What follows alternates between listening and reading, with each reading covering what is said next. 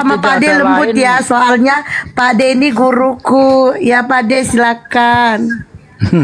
Ya Dua alhamdulillah, jenderal masya kita Allah. baru masuk. Ya, silakan Bang Akhi. Masya Allah, hari ini kabar gembira untuk kita semuanya ya, Injilion, yaitu masuk Islamnya seorang anak muda masih kelas 1 SMA, yaitu saudara Fadil. Subhanallah, kita Allahu sadarkan Akbar. tadi di Insyaallah. kumalnya Bang Inspirasi. Subhanallah, semoga Allahu Akbar. banyak Fadil-Fadil yang lain yang segera menyusul. Amin ya rabbal alamin. Amin ya rabbal alamin. Amin, amin, amin, amin, amin. Amin, alhamdulillah. Oke. Bakal Bang Andi? goncang, Pak De. Bakal goncang. Gimana nggak goncang? Trinitas berdebat dengan Oneness. Menurut yang Trinitas, Oneness itu bidat sesat. Menurut yang Oneness, Tritunggal itu ajaran setan katanya. Yang muda-muda mikir 2 kali lah. Aku kirim punya Roh Kudus ya kan? Aku kirim ke Bang Zuma tuh via WA tuh. Belum saya buka karena kalau saya buka lupa nanti. Sengaja Oh, nggak iya, buka, iya. nanti kalau saya lagi rehat pasti buka dan tertawa. Disapa dulu, Os. Alasan itu, padahal memang nggak mau bukanya Bang Juma. Room Enggak, aku eksekusi, langganan selamat sama malam. beliau ini. Enggak Oh, iya? dong. Selamat malam Bu Ho. Selamat malam Bang Juma. Bang Malam. Di agama apa? Mana Kristen nih? ya? Saya Kristen Bu. Kristen. Ya. Wes, ditunggu, yang ditunggu. Silakan Bang. Mau tema Iya, apa mana? kita malam ini? Mana Bang Bang Nandar tadi saya lihat ada. Oh dia Saya lagi di pergi jalan. karena bukan tadi ada typing di bawah. Jadi gara-gara typing di bawah itu, jadi nandarnya jadi turun karena Muslim semua. Typing di bawah juga Glenn tuh, aduh bahaya Glenn. Udah diatur aja Iya. langsung Apa diskusi tema sama- kita Bang? Iya, Oh, saya silakan, Bang lihat Andi. ada tema yang diangkat sama host ini. Apakah Yesus Tuhan? Tuhan. Oke lanjut. Iya. Iya gimana nih, Bang Juma ini biasanya yang ahlinya nih. Iya, Bang Juma bikin statement dulu Majikan. atau Bang Rum eksekusi? Siapa duluan bikin statement? Bang Juma atau Rum eksekusi? Bang Juma. Bernarasi. dulu. Ya, Bang Oke, Juma silakan, aja, Abang dah. nanti baru saya ya. Iya, baik. Bismillahirrahmanirrahim. Berbicara mengenai Tuhan, ini karena Islam yang berbicara, maafkan saya ketika saya berbicara tentang Al-Quranul Karim, karena kita masing-masing punya hak untuk menyampaikan kitab suci kita kepada khalayak banyak. Begitu juga saudara Kristen juga punya hak untuk menyampaikan berita gembira atau evangelion kepada siapapun itu. Al-Quranul Karim mengatakan Bismillahirrahmanirrahim, wa iyad'una illa syaitanam marida. Mereka tidak lain hanyalah menyembah setan yang durhaka. Ini Al-Quran mengatakan seperti itu. Sehingga ada situasi di mana Allah Subhanahu wa taala bertanya kepada sosok nabi dan juga rasul yang diutus oleh Allah, ini dalam perspektif Islam, kepada Bani Israel ditanya, wa isqalallahu ya Isa bin Maryam a anta qulta linnas tahiduni wa ummi, apakah engkau wahai Isa yang mengajarkan kepada orang-orang ini untuk menjadikan dirimu dan juga ibumu Tuhan, sembahan selain daripada aku? Kenapa itu muncul, ayat ini muncul, pernyataan ini muncul? Karena keadaan itu ada kemudian, di mana ada sosok nabi yang datang kepada Bani Israel, kemudian disembah oleh saudara-saudara kita Kristen. Nabi Isa mengatakan, qala subhanaka ma yakunu li an aqula ma laysa li bihaqq. Maha suci engkau ya Allah, aku tak pernah mengatakan sesuatu yang bukan hakku untuk aku katakan. Nah, sejauh kita belajar tentang Bible, saya khususnya, apakah ada ungkapan sosok ini juga di dalam Bible? Ternyata betul. Di dalam Yohanes 12 nomor 49. Aku tidak berkata-kata dari diriku sendiri, apa yang aku katakan adalah apa yang diperintahkan untuk aku katakan dan aku sampaikan. Yohanes 14:24, firman yang kau dengar daripada aku itu bukan dari diriku, tetapi dari Dia yang telah mengutus aku. Artinya Al-Quran dalam hal ini itu masih selaras dengan pengakuan seseorang yang kemudian disebut Yesus. Endingnya, ketika diterangkan kemudian di dalam Al-Quran, ma qultu lahum illa ma amartani bi ani abudullah rabbi wa rabbakum, aku hanya mengajarkan kepada kaumku sembahlah Allah Tuhanku dan Tuhanmu.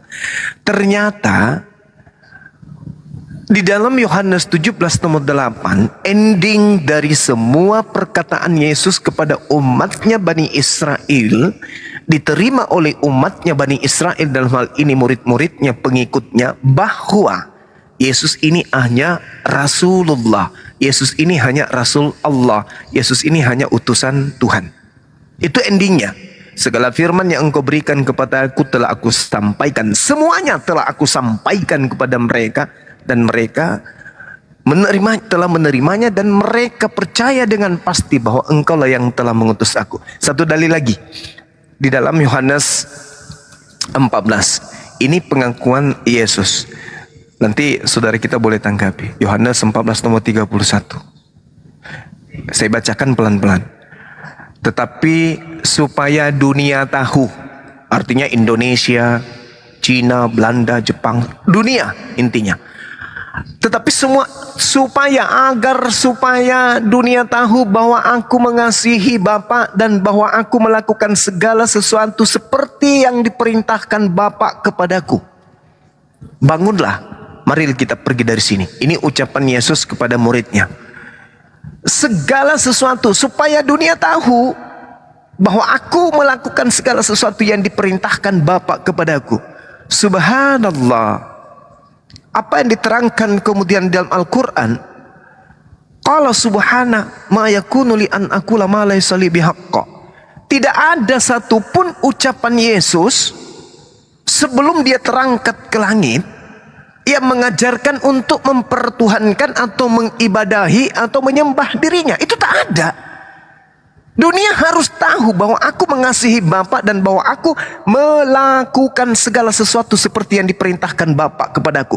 Dan tak ada perintah Bapa kepada Yesus agar Yesus mengajarkan orang-orang untuk mengibadahi dirinya. Masya Allah. Nah, ini Yesus yang pertama. Nah, versi Yesus yang kedua setelah terangkat ke langit, muncul makhluk yang datang kepada Paulus mengaku, akulah Yesus yang kau aniaya. Nah, dari sejak itulah kemudian muncul konsep-konsep Yesus yang tadinya dipercaya sebagai utusan Tuhan, tiba-tiba menjadi Tuhan itu sendiri. Di mana? Kolose 2:9, Filipi 2 nomor 6, nomor 7, nomor 8. Na'udzubillah tsumma na'udzubillah. Maka muncul permasalahan kemudian, makhluk apa, sosok apa, suara apa yang datang kepada Paulus mengaku Yesus. Mungkin ini perlu kita bahas demi untuk kemaslahatan umat. Silakan. Maaf kalau kepanjangan, saya tidak bisa menyusun narasi supaya singkat. Silakan. Silakan Bang Rum Eksekusi berikan narasi. Ya, terima kasih Bang Juma, terima kasih Bos dan semuanya. Saya sangat menghargai teman-teman saya yang dari Muslim, semua pada umumnya yang saya pernah jumpai dan yang baru saya jumpai ini pun saya sangat menghargai, sangat menghormati, dan itu seharusnya ada di tiap-tiap kita umat beragama di Indonesia ya. Saya pernah berdiskusi dengan Bang Juma beberapa, kalau nggak salah minggu lalu ya Bang Juma ya. Iya, saya ingat saya gitu Bang. Iya, jadi saya udah katakan bahwa saya senang mendengar Bang Juma dalam bernarasi, terus berdialog dengan teman-teman saya hamba-hamba Tuhan yang dari Kristen, saya lihat ada hikmat Tuhan di dalam Bang Juma, juga Bang Nandar juga sama. Nah, maka itu saya mau naik kalau saya lihat orang-orang yang bijaksana seperti ini untuk diajak berdiskusi. Saya suka. Kalau berdebat kusir saya nggak suka. Saya sering lari itu. Nah, berkaitan dengan ketuhanan, saya mulai perlu teman-teman ketahui bahwa saya mengenal konsep ketuhanan itu dari perspektif Tritunggal, Trinitas.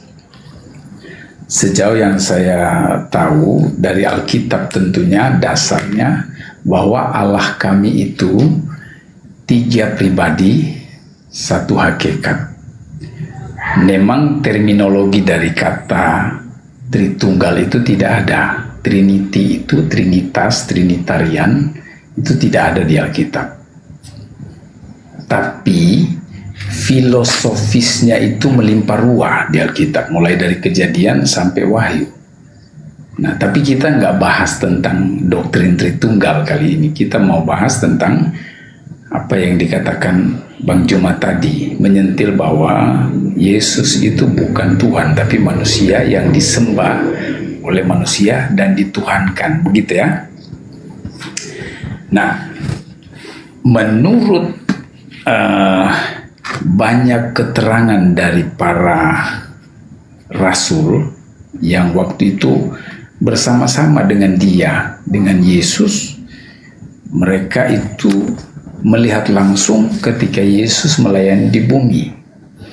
Dan ada satu rasul yang paling dekat dengan gurunya, dengan guru mereka itu, dengan Tuhan, yaitu Rasul Yohanes. Nah, Yohanes ini banyak menceritakan tentang pribadi Yesus ini. Bahkan praeksistensi Yesus sebelum berkenosis, mengambil rupa jadi manusia, yang dijelaskan Paulus dalam Filipi 2:6-9, itu dijelaskan sama Yohanes clear sebenarnya. Itu di Yohanes 1 ayat 1-3, lalu ayat 14 menyatakan bahwa dia itu Sang Firman. Nah, kalau dikomparekan dengan kitab Matius 1, lalu kemudian dari silsilahnya kita dapat, dan ditegaskan di dalam Yohanes 8 ayat 42 oleh Yesus sendiri bahwa dia keluar dan datang dari dalam Allah. Jadi anak itu dilahirkan dari dalam kekekalan, Yesus yang kami sembah ini. Jadi dilahirkan bukan seperti dilahirkan manusia melahirkan manusia, tidak. Karena Allah itu roh, maka dari dalam roh ini Sang Firman itu keluar. Sebelum dia berkenosis, memang di kekekalan dia sudah ada. 3 pribadi itu sudah ada. Saya kira kalau mau dilanjut akan kepanjangan. Saya kira sampai di situ dulu. Kalau menanggapi tadi Yohanes 14 Bang Juma ya, minta saya untuk tanggapi ya. Iya. Yohanes 14 ayat 31. Yohanes mencatat begini: tetapi supaya dunia tahu bahwa aku mengasihi Bapa dan bahwa aku melakukan segala sesuatu seperti yang diperintahkan Bapa kepadaku, bangunlah, marilah kita pergi dari situ. Ini memang benar adalah statement yang diutarakan Yesus kepada murid-muridnya, bahwa dia nggak berdusta. Dia itu diutus oleh Bapanya, mengambil rupa seorang hamba dan menjadi sama dengan manusia. Dia berinkarnasi menurut Alkitab. Ini dari perspektif kekristenan, karena Kristen sudah pasti berdasar pada Alkitab, tidak pada kitab lain. Nah, Yesus dia menjelaskan kepada muridnya bahwa benar dia diutus oleh Bapa. Bahkan di konteks lain dia bilang begini, aku datang diutus dalam nama Bapakku, namun kamu menolak aku. Yesus itu diutus oleh Bapaknya. Makanya saya ketika berdialog dengan Wanes itu nggak bisa nyambung, karena Wanes tidak melihat hal ini, sedangkan Alkitab jelas menyatakan itu, bahwa Sang Anak itu adalah Firman yang mengambil rupa jadi manusia, bukan Bapa yang jadi manusia. Bapa nggak pernah turun ke dunia jadi manusia, tetapi Bapa mengutus anaknya untuk menjadi korban penghapus salah manusia. Itu dasarnya, Bang Juma. Ya, silakan Bang Juma. Thank you. Iya, baik. Terima kasih saudara saya ya. Gini, ketika kemudian dasar pijakan terkait dengan Yesus, tadi saya katakan ada dua kelas. Saya bagi menjadi dua kelas yang berbeda. Pada masa Yesus mengejarkan dirinya kepada Bani Israel, dia hanya sebatas rasul utusan Tuhan.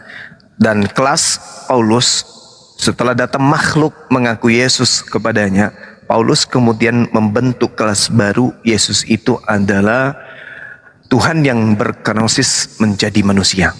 Ini dua kelas yang berbeda. Nah sekarang, ketika saudara kita membawa Yohanes 8:42, jikalau Theos adalah Bapakmu, kamu akan mengasihi aku, sebab aku keluar. Di sini ada kata exerkomai, artinya sesuatu yang bergerak dari dalam menuju ke tempat yang lain, artinya keluar dia, pergeseran, exerkomai. Jikalau Theos adalah Bapakmu, kamu akan mengasihi aku, sebab aku keluar daripada Theos.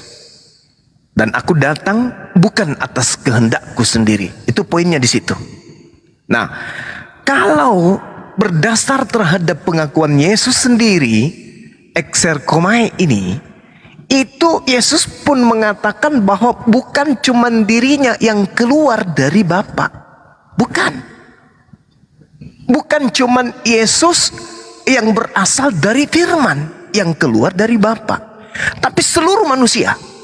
Yesus menerangkannya kemudian dalam Matius 4 nomor 4. Tetapi Yesus menjawab, ada tertulis, manusia hidup bukan dari roti saja, tetapi dari setiap firman yang keluar dari mulut Bapa. Jadi manusia ini menurut Yesus adalah sesuatu yang keluar dari mulut Bapa berupa firman. Nah sekarang apakah kita ini firman? Oh ternyata kita adalah firman yang keluar dari Bapa menjadi manusia. Sama. Yesus itu juga firman yang keluar dari Bapa menjadi manusia. Sama. Ini masih versi kelas Yesus sebelum terangkat ke langit. Nah sekarang saudara-saudara Kristen akan berdalih, oh itu kemanusiaannya Bang Suma. Kita tidak berbicara mengenai rohnya, karena pada dirinya ada roh Tuhan. Oke. Di dalam Kejadian 6 nomor 3 berfirmanlah Tuhan, rohku tidak akan selama-lamanya tinggal di dalam manusia. Berarti roh Tuhan yang ada di dalam diri kita. Roh siapa yang ada dalam diri Yesus? Roh Tuhan juga. Berarti Yesus bentuk jasadnya, dagingnya adalah keluar dari mulut Tuhan berupa firman. Kita juga jasad kita keluar berupa firman dari mulut Tuhan. Sama rohnya. Tuhan mengatakan Kejadian 6 nomor 3, berfirmanlah Tuhan, rohku tidak selama-lamanya di dalam manusia. Dia tidak mengatakan rohku tidak akan selamanya tinggal di dalam Yesus, tidak.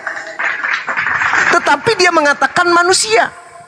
manusia kemudian dalam bahasa Ibrani disebut Adam. Berarti termasuk Bang Suma dong. Berarti roh yang ada pada diri Bang Suma adalah rohku. Ku siapa? Aku Elohim, aku pencipta. Rohnya Bang Suma itu adalah rohku.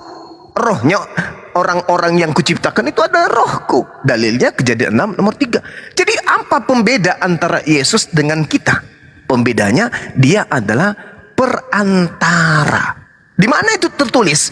Di dalam Kisah Para Rasul 2 nomor 22. Orang Israel harus tahu bahwa yang kukatakan ini adalah tentang Yesus, seorang manusia dari Nazaret, bahwa Tuhan telah menjadikannya sebagai perantara kepada manusia, di mana Yesus digunakan untuk melakukan mukjizat, tanda-tanda, kekuatan yang dilakukan oleh Tuhan melalui perantaraan Yesus. Itu aja bedanya. Nah, apa pembuktiannya? Yesus pun mengatakan dalam Yohanes 3 nomor 34, sebab siapa yang diutus oleh Tuhan, dialah yang menyampaikan firman Tuhan, karena Tuhan mengaruniakan rohnya kepadanya dengan tidak terbatas. Selesai. Jasadnya Yesus sama dengan kita, rohnya Yesus sama dengan kita. Bedanya dia nabi, dia rasul. Itu aja. Itu sekali lagi, itu kelasnya Yesus ketika dia datang ke tengah Bani Israel, kaumnya. Nah, beda lagi ketika di kelasnya Paulus. Apa yang dikatakan oleh Paulus? Tuhan datang mengambil rupa manusia. Siapa manusianya? Yesus. Tapi Yesus mengatakan, aku datang bukan atas kehendakku. Sementara di dalam Filipi 2, Tuhan sendiri yang datang mengosongkan diri, mengambil rupa manusia. Siapa dia? Katanya Yesus. Tapi Yesus mengaku bukan atas kehendakku loh. Di dalam Filipi 2 atas kehendaknya sendiri, mengosongkan diri menjadi manusia dan rendah, bahkan mati di atas tiang salib. Loh. Ini siapa ini? Yang datang mengambil rupa manusia ini siapa? Sedangkan yang datang dalam rupa manusia bernama Yesus jelas-jelas melata di dunia bersama dengan orang Yahudi, berbincang, makan, tidur bersama, ibadah bersama, menyembah kepada Tuhan yang satu, sama-sama dia mengajarkan kemudian ajarannya, dan dia mengatakan, aku datang bukan atas kehendakku sendiri. Filipi 2 nomor 6, nomor 7, nomor 8 yang saudara kita tadi bawa. Tuhan sendiri tidak mempertahankan ketuhanannya, melainkan mengosongkan diri dan mengambil rupa manusia. Loh, kok berbeda? Kalau yang mengambil rupa manusia ini adalah Sang Elohim atau Sang Theos, maka seharusnya Yesus, Sang penyampai firman, mengatakan, aku datang menjadi manusia atas kehendakku sendiri. Aku yang merendahkan diriku menjadi manusia. Tapi kok berbeda? Maka muncul pertanyaan, mohon maaf nih, makhluk apa yang datang mengaku Yesus kepada Paulus? Karena dari sinilah kemudian cikal bakal perbedaan ajaran Yesus kepada Bani Israel dan ajaran Paulus kepada non-Israel. Makhluk ini yang menjadi pembedanya melalui tangan Paulus. Mungkin dari saudara kita, Bang Rum ini bisa memberikan edukasi terkait dengan ini. Silakan. Baik, terima kasih Bang Juma. Ya, jadi apa yang dipahami Bang Juma adalah ketika Yesus dalam versi dia mengajar di tengah-tengah orang Israel lewat murid-muridnya, Bang Juma memahami bahwa dia hanya seorang manusia. Tetapi di versi Paulus dia menjadi Tuhan. Oke. Nah, saya kembali ke Yohanes 1 ayat 1 sampai 3. Yohanes 1 ayat 1 sampai 3, dia katakan begini. Pada mulanya adalah firman, firman itu bersama-sama dengan Allah dan firman itu adalah Allah. Di ayat 1 ini, kata firman di sana bukan logos, tetapi ho logos. Artinya Sang firman, bukan firman perkataan seperti saya berkata-kata dan Bang Juma berkata-kata begini. Tapi Sang firman adalah firman yang dari dalam Bapa, dari dalam Allah itu, yang adalah satu pribadi lain, bukan Bapa. Nah, ini yang kami kenal dalam konteks Tritunggal yang saya bilang. Nah, firman itu dibilang bersama-sama dengan Allah atau Theos, dan firman itu adalah Allah atau Theos.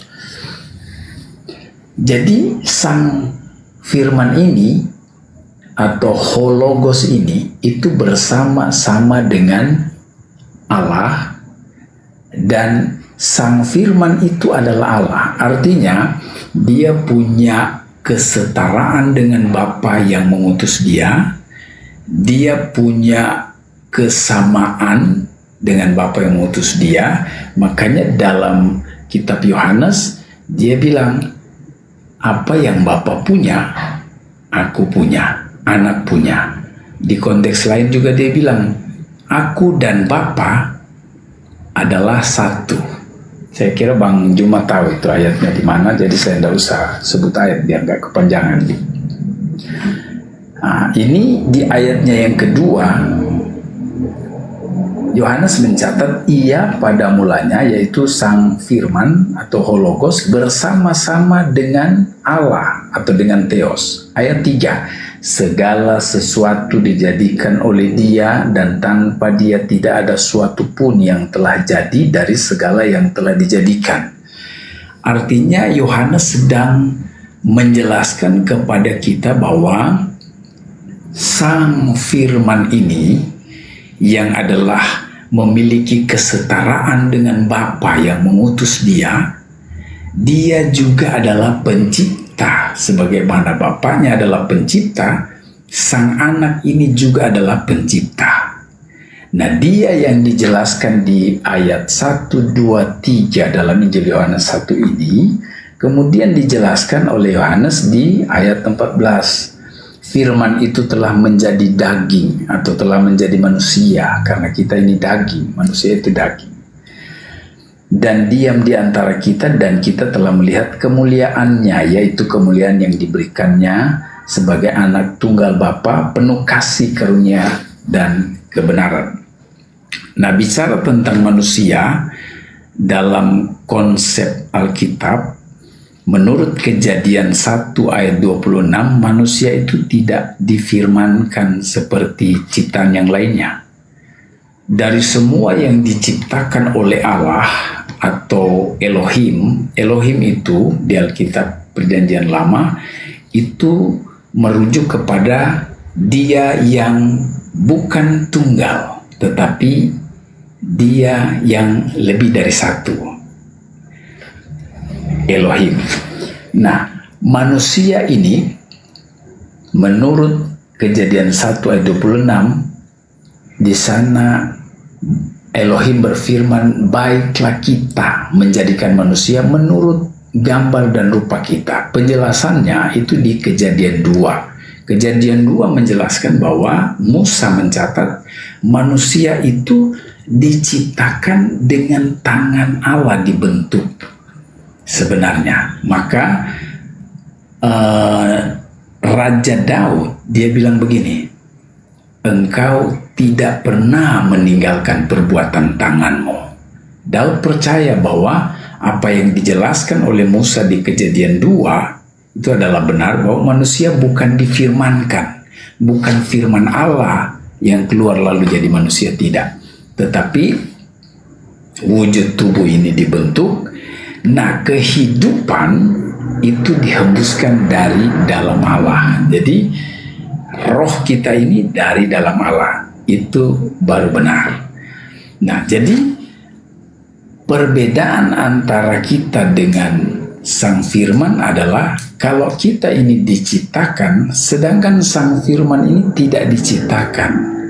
Dia sudah ada bersama-sama dengan Bapanya di kekekalan, kemudian dia yang kekal bersama-sama dengan Bapa dan Roh Kudus ini turun ke dunia berinkarnasi atau mengosongkan diri menjadi sama dengan manusia. Maka dia berkata, Yohanes 8 ayat 42 yang dibilang Bang Juma tadi, aku datang keluar dari dalam Bapa.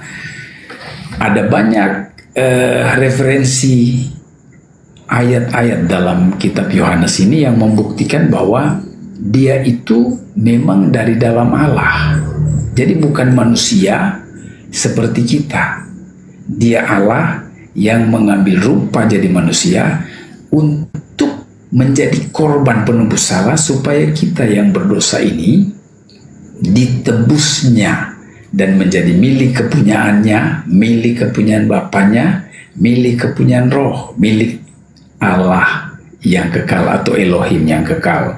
Dia yang jamak itu. Jadi Yesus ini menurut Rasul Paulus itu membuat satu penekanan merespon Yohanes 1 ayat 1 sampai 3 lalu kemudian ayat 6-14 ini dituangkannya di sana bahwa firman itu yang walaupun dalam rupa Allah tidak menganggap kesetaraannya dengan Allah sebagai milik yang harus dipertahankan, melainkan ia telah mengosongkan dirinya sendiri, mengambil rupa seorang hamba dan menjadi sama dengan manusia. Itu konteks Rasul Paulus merespon kebenaran yang ada di Yohanes 1 ayat 1 sampai 3 dan 14. Itu ada bertalian semuanya. Saya kira masih panjang untuk dijelaskan, tapi saya kembalikan kepada Bang Juma dulu. Thank you, Bang. Oke, baik, sama-sama ya saudaraku. Artinya yang diuraikan kembali, sabar.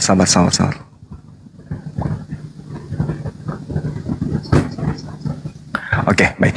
Yang diuraikan kembali oleh Paulus adalah satu hal yang kemudian dipetik dari pernyataan penulis kitab Yohanes. Oke, taruhlah itu adalah pernyataan Yohanes. Pada mulanya adalah firman, firman itu bersama-sama dengan Tuhan dan firman itu adalah Tuhan, bla bla bla bla bla dan seterusnya. Itu pernyataan Yohanes. Tapi pernyataan Yesus di dalam Yohanes 5 nomor 36, ada kesaksianku yang lebih penting dari kesaksian Yohanes. Tadi Yohanes bersaksi, pada mulanya adalah firman, firman itu bersama-sama dengan Tuhan dan firman itu adalah Tuhan, firman itu telah menjadi daging, segala sesuatu berasal dari firman dan seterusnya. Dan itu yang menjadi kutipan, lalu dijadikan sebagai sandaran Paulus di dalam menarasikan kemudian Filipi 2. Nah, celakanya karena Yesus ternyata memiliki kesaksian yang jauh lebih penting. Dan ini sejatinya harus dipercaya. Karena Yesus mengatakan, ada kesaksianku yang lebih penting dari kesaksian Yohanes Pembaptis tentunya ya. Dan juga kesaksian daripada penulis atau pernyataan-pernyataan di luar daripada pernyataan Yesus itu sendiri. Kalau pernyataan Yohanes aja itu masih rendah daripada masih rendah levelnya daripada kesaksian Yesus, maka dikatakan oleh Yesus bahwa segala pekerjaan yang aku lakukan, pekerjaan itulah kemudian yang bersaksi tentang aku bahwa lagi-lagi Bapa yang telah mengutus aku. Lagi-lagi ending dari kesaksian Yesus, mau seperti apapun kemudian pernyataan orang di luar Yesus, toh dia mempersaksikan dirinya sebagai utusan Tuhan. Nah ini lagi-lagi kita berbicara kelasnya Yesus. Kalau saudara kita Rum tadi kan mencampur adukkan nih, dua kelas dicampur aduk menjadi satu. Padahal kaidahnya Yesus mengajarkan dunia harus tahu, kata Yesus. Dunia harus tahu bahwa aku melakukan segala sesuatu yang diperintahkan Tuhan untuk aku sampaikan. Nah, kemudian ketika dikatakan bahwasanya Yohanes 1, 2 sampai 3 dan seterusnya ini bertentangan jelas dengan kesaksian Yesus, lalu abang ini selalu ingin menyetarakan kemudian Yesus ini dengan Tuhan itu sendiri. Nah, ini yang bermasalah ketika kemudian utusan Tuhan dipaksakan setara dengan Tuhan itu sendiri. Kenapa itu bisa terjadi? Karena konsep yang diramu kemudian adalah pengajaran Paulus yang dicampur adukan dengan pengajaran Yesus ketika datang di tengah Bani Israel. Harusnya harus dipisah. Yesus mengaku, aku diutus kepada domba yang sesat dari umat Israel. Cakupan ajarannya adalah segala firman. Jadi Yesus tidak comot-comot dalih, tapi segala firman. Dia tidak comot-comot firman. Dia tidak comot-comot ayat. Bahasa kita.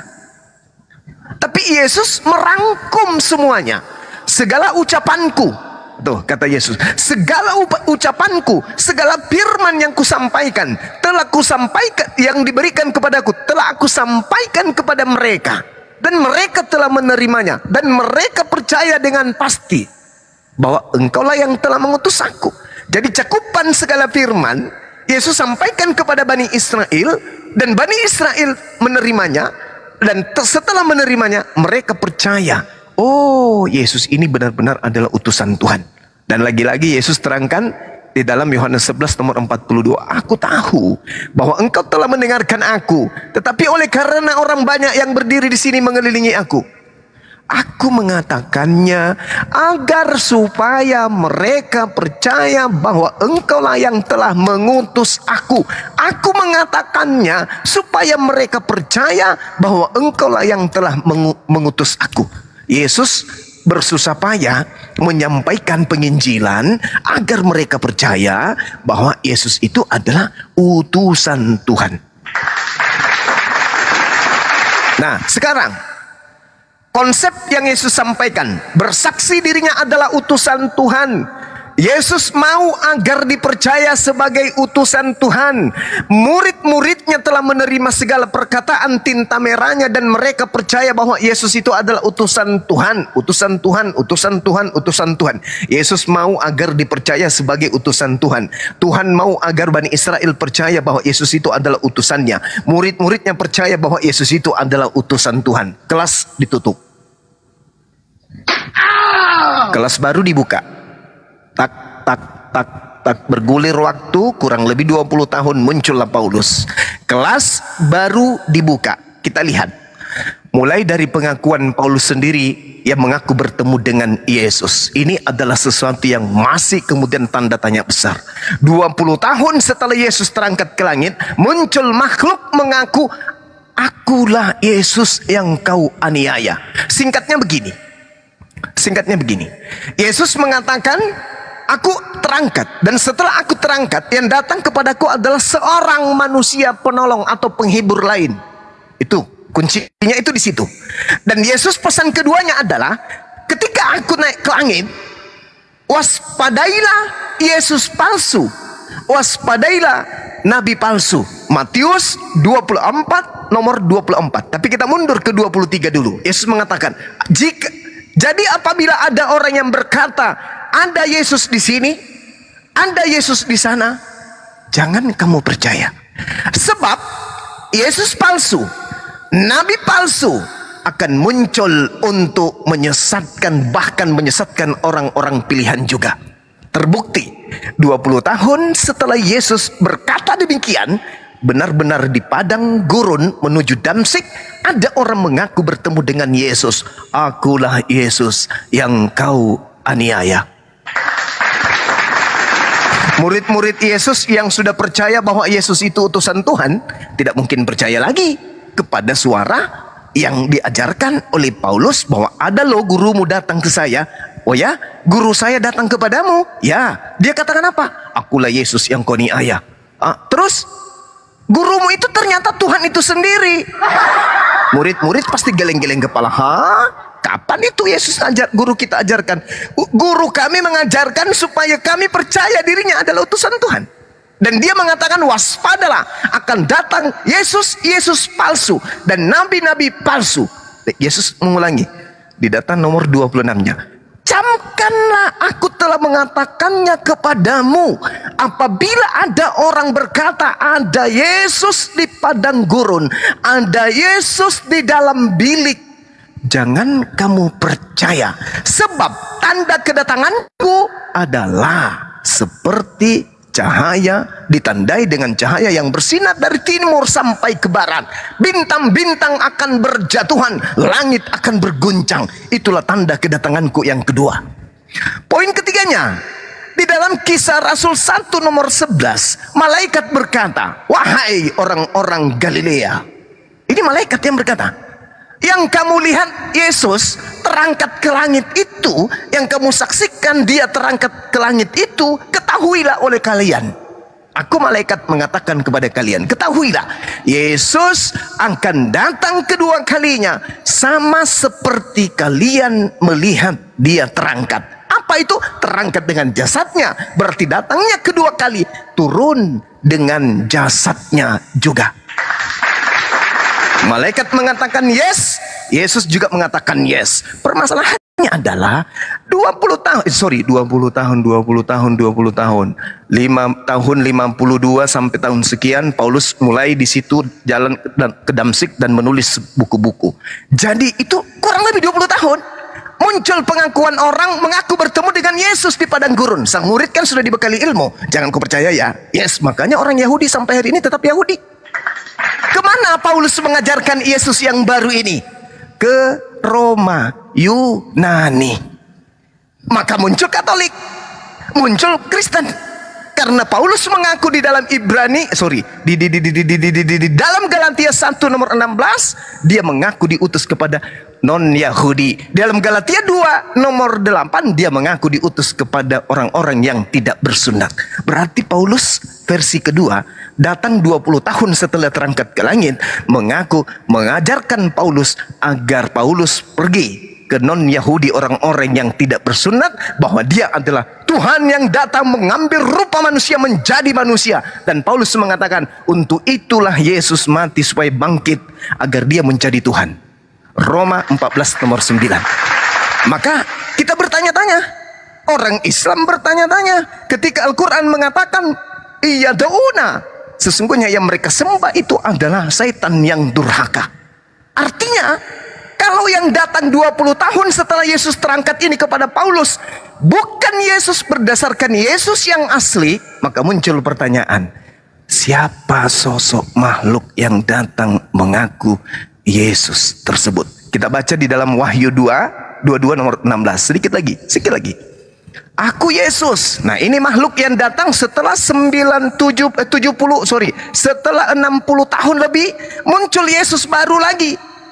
Ke Paulus muncul Yesus baru, ke penulis kitab Wahyu katanya di Pulau Patmos muncul Yesus baru lagi. Apa katanya? Aku Yesus telah mengutus malaikatku untuk memberi kesaksian tentang semua ini kepadamu bagi jemaat-jemaat. Aku adalah Tunas, yaitu keturunan Daud, bintang timur yang gilang gemilang. Na'udzubillah tsumma na'udzubillah. Yesus yang datang kepada orang yang menulis buku Wahyu ternyata mengaku Hailale bin Zakar. Apa itu? Yesaya 14 nomor 12. Apa yang dikatakan oleh kitabnya orang Yahudi? Wah, engkau sudah jatuh dari langit, hai bintang timur, putra fajar. Engkau sudah dipecahkan dan jatuh ke bumi, hai yang mengalahkan bangsa-bangsa. Engkau yang tadinya berkata dalam hatimu, aku hendak naik ke langit untuk hendak mendirikan tahtaku, mengatasi bintang-bintang Tuhan, dan aku hendak duduk di atas bukit pertemuan jauh di sebelah utara. Aku hendak naik mengatasi ketinggian awan-awan, hendak menyamai yang maha tinggi. Ini bintang timur, putra fajar, putra matahari, kemudian hendak menyamai Tuhan. Datang kepada Yesus mengaku, aku Yesus yang telah mengutus malaikatku untuk memberi kesaksian. Akulah Tunas Daud, yaitu keturunan Daud, bintang timur. Na'udzubillah tsumma na'udzubillah.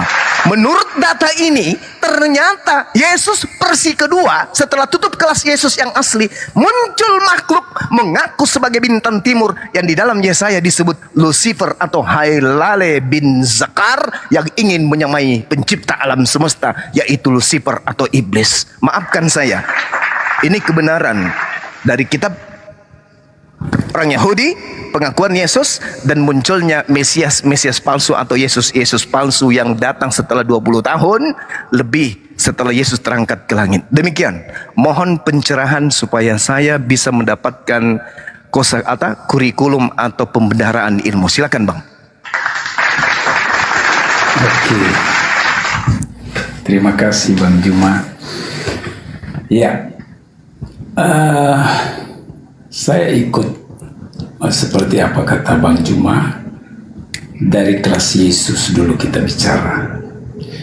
Ketika Yesus mengajar di tengah-tengah bangsa Israel, Yesus bilang begini, Aku dan Bapa satu.